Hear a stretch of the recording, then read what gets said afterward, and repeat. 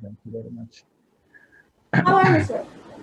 I'm very fine. Thank you very much for inviting me on this very important issue under the banner of CEPI, right?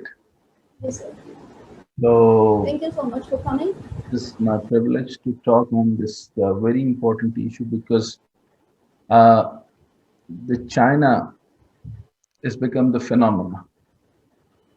The Chinese phenomena has become the most thinkable phenomena ever in the history. How's GDP goes on, how's the disasters comes and go, how the fastest sustained expansion, how they have achieved a remarkable economic visionary win, and how they create the win-win situation in the whole global world, where it has never been possible by invading. American rise was in front of everyone. They invade, they kill people, they create, they taught lesson to the people. They crush Iran. They crush Afghanistan. They invade and they conquered Iraq, Baghdad, and you just name it till so far, directly or indirectly, they are just creating the disastrous things. But how did China become the win-win inventor? I mean, now I'm coining the term win-win inventor. So before I speak on the relevant topic, because I wanted to fix on the topic given by respected Ms. Nurul Huda and Dr. Nurul Huda. And once again, thank you very much for inviting me and allowing me to share my 2 cents on China. The economy in Pakistan, my favorite subject to speak on, always. I spend much of my time in China. I spend most of my time in America too. But when I comparison both two powers, second is the best economy, which never claims that they are the second best economy. So the most important thing is they are not claiming anything and people recognizing that. And the important thing is that on the other side, America is claiming that, but nobody now accepting that reality that they have done something. They are operating under the United Nations missions. They are operated everything. They are the arbitrators of Kashmir in Pakistan, but they have done nothing. Whereas the China invest in Sri Lanka for the roads, infrastructure development, poverty alleviation, and other things. They have given the happiness, and now GDP convert into the gross domestic happiness. No, this is what the China is. Now, this is very unfair when we talk that now Pakistan become the next colony of China. I'm disagree to this point because China is everywhere. The 70 countries link up and lies on, which is called ITA ILU, the Belt and Road Initiative. And what is Belt and Road Initiative? Is economic prosperity, economic dependency, economic happiness. If China says everybody must together live happily and let the people live with peace and happiness, is there any objection on it? Why America has objection on it? Why they wanted to create the disastrous war? Why they are not expanding their production? Why they are not expanding their GDPs in terms of anything? Why they are not assisting anyone in a rising effect? Why they are not leading us for the climate and the climate change? Why China is moving? I mean, they have done the 70% of the global inductor of the global pollution, but now they are the first to emit the carbon. Now let me start from the beginning. How much time exactly I have? have about 60 to 75 minutes, so you can be Okay. flexible about the time. So in terms, so in relaxedly and flexibly, I just wanted to first have the discoursement on the historic perspective of China, not just 5,000 years back, but starting from the agrarian economy. I'm just taking the span of 30 years. The poorest of the poorest China, they have nothing, none more than the addictive people, the seductive people. I mean, the nation with no vision, a nation with with no vision.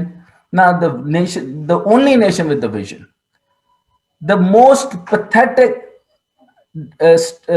governance structure is being acclaimed, which is China, and the most suitable solution ever given by the democracy is America. And now you can compare which is best. Let's start from the agrarian economy to its contribution over the 18% in the global GDP. China tales of remarkable economic vision is unheard of. The unlearned determination spanning over 4 decades is full of lesson and learning of the world. The word describes China, the phenomenal growth as the fastest sustainable expansion by the major economy in history. अच्छा पहला तो आपने ये mark कर लिया. You must have to mark. So which is the major economy in the history, and that's not what I'm saying. This is not what Asian Development Bank is saying. This is not the American NDRC is saying.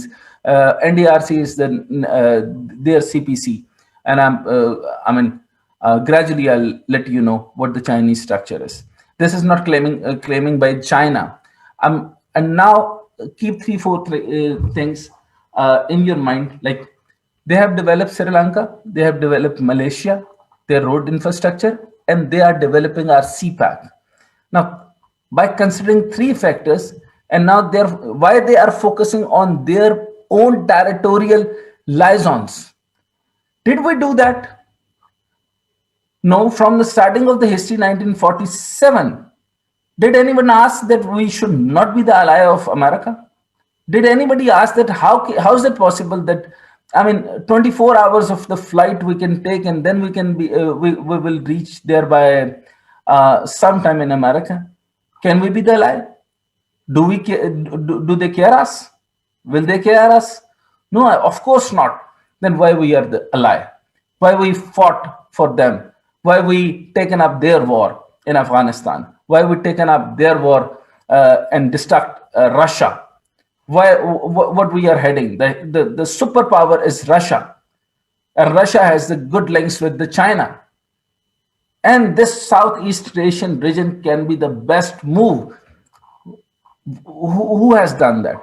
That's mean the American conspiracy was there, and they are the pioneer in conspiracy. And still, the COVID-19, by my side and by my opinion, if this is the conspiracy, if this is not research, and if you people says that there is no, serious evidences about the COVID-19 has been tracked or traced or installed by someone else, but I can say clearly that phenomenal site they have placed is they have made the movies 11 years back, most of the movies, and they mention the word COVID-19 and the pandemic and the coronavirus.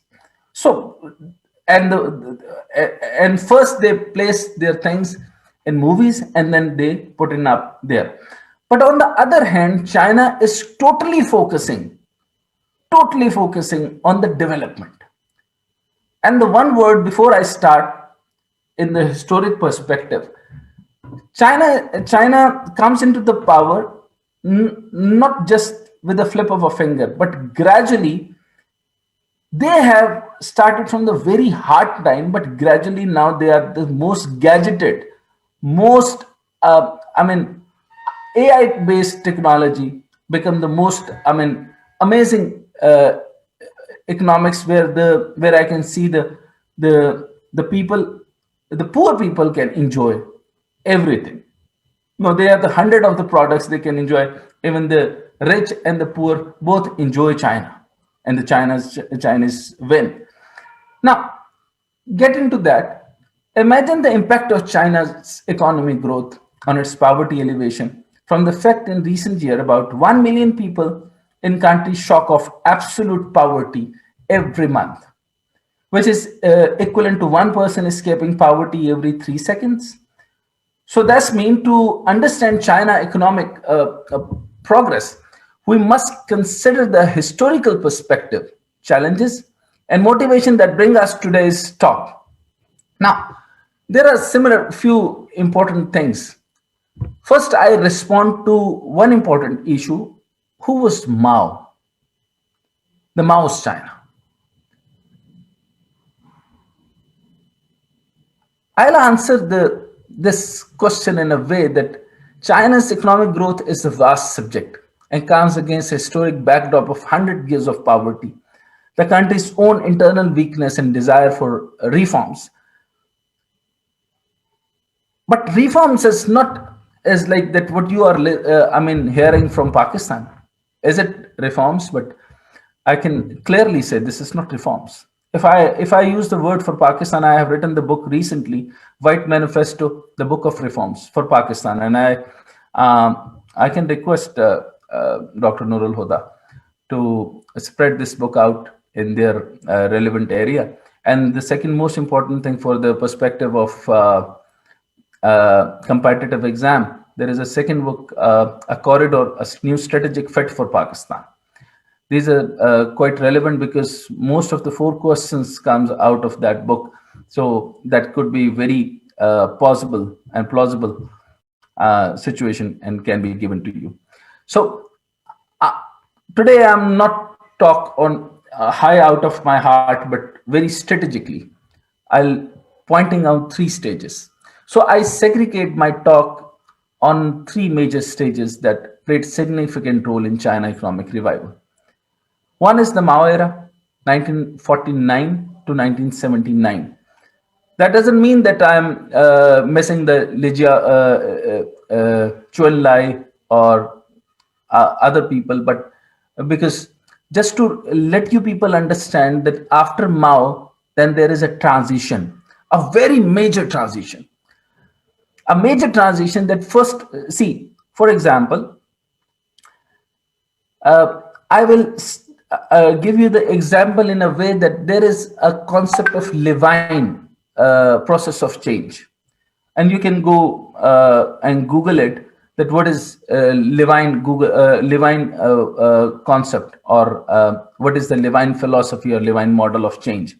That it's mean that first you refreeze whatever the structure, you first have to freeze it, then defreeze it, then freeze it, and then refreeze, then you can make any structure out of it. Same as the case, Mao fought for something very different. It was the peasants, it was the different areas, it was the people are not aware of their rights, people are just not there, or it is sort of like, but Mao stood up and he taken up the state task. I mean, because he was influenced by the Lenin, and they are just striking and striving for the powerful elite. So they targeted the elite. Same as the question as Pakistan, in Pakistan, Imran Khan is even a little uh, rigid to the system, but he should not. He should obviously follow the transition of Deng Xiaoping, rather Mao Zedong. But they have because obviously this times demands like that way. So, for example, we can understand. Okay, first we have to be very rigid, but for this story, I don't know. In coming minutes, I will tell you this thing or not. But Deng Xiaoping was the one who resisted within the party, who was jailed within the party, who was being expelled within the party, but he never switched his party from anyone else. But he was with Mao, but continuously resisting their ideas that culture revolution is not important. It is not. The equality that who earn much and get the same same food, same clothes, same health benefits, same and everything is same. So it should not be the case, and it should not be the nature. But obviously, Mao Zedong have not convinced to this part, and eventually they have changed. So for this to understand the real rise in economics, that was the then shopping era. And here I want you to just pick up the note over there, that the geopolitics and the geoeconomics. Now, the word is all about geoeconomics, and 30 years span is not much of the span. So, then shopping era was the well understanding. And if somebody, or in Pakistan, they want to be governed, or if they want to seriously govern the economic challenges, they must have to understand the then shopping era. So, the first era of my target discussion is Mao era, 1949 to 1979, and the transition of the then shopping era, which would be 1982 to 2002.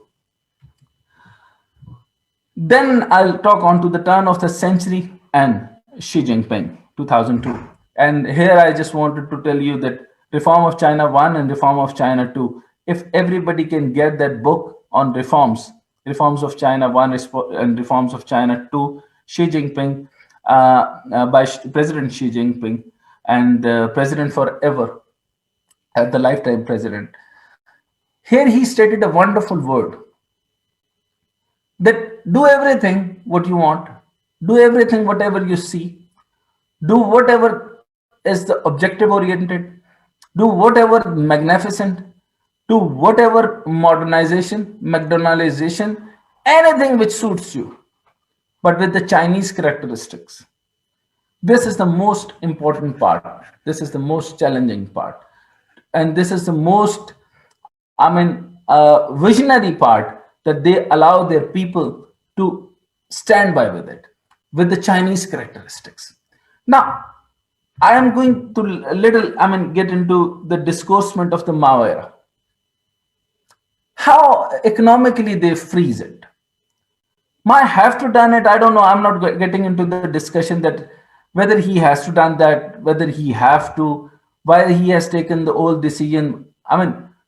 It is not exactly that he has not creating any development, but it was the aggression. It was a rageous. It was a revengeous to the ruling elite. He was.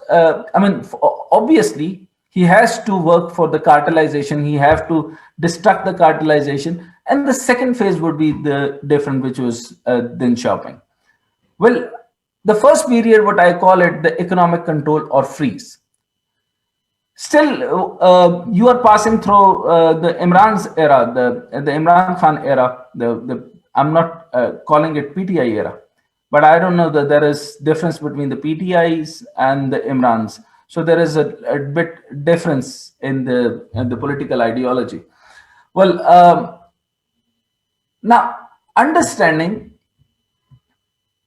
how they control and freeze. Now, economics is the most important thing. If you conquer your economy, you can conquer everything. Now, this word is all about no war, and there should be no war. So, according to the Chinese government statistics, Chinese real GDP grew at average annual rate of 6.7% from 1953 to 1978.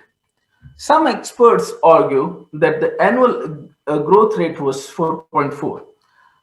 Mao undid a lot of policies and practice that had kept China poor and its growth stagnant from decades. Mao maintained a certain planned or command economy. A large share of the country's economic output was directed and controlled by the state. So here you can see the state controlled. So Mao's basic ideology was the state control.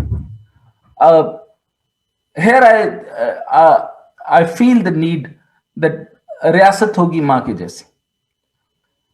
इसको आसान तरीके से समझाने के लिए ये समझ लें कि रियासत के ऊपर कंट्रोल करने वाला जब माँ की तरह या बाप की तरह सोचेगा, सो वो चीजों को कंट्रोल में लेकर आएगा.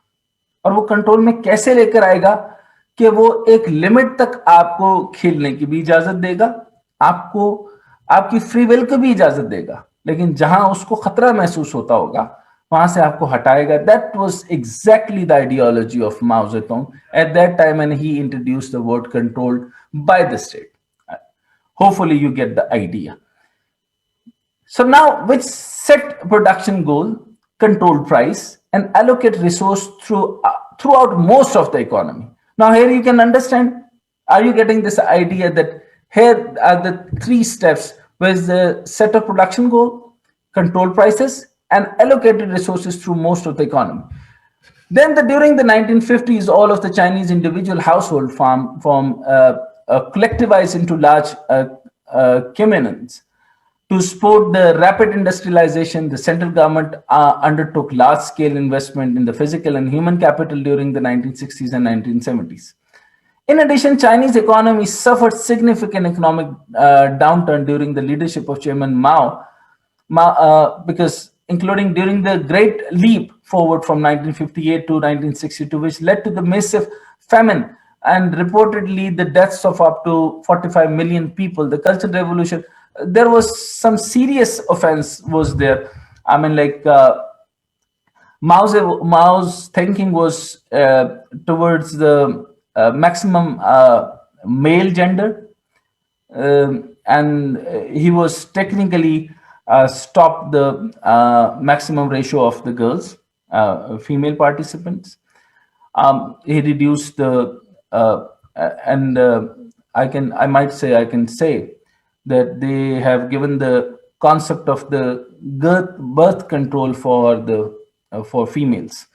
So of course it was the negative side of the cultural revolution, but somehow he thinks that the China needs more men than the females. But that was the part. Obviously, when we call it the dark age or something like that, but that was the time. But it is not. That's not against the Chinese. Growth, but obviously somehow he have to control somehow. So because that was the era of control, precisely you can say. So the Cultural Revolution from 1966 to 1976, which caused widespread political chaos and greatly disputed the economy. Here, I'm completely I'm not. I was to. I was been.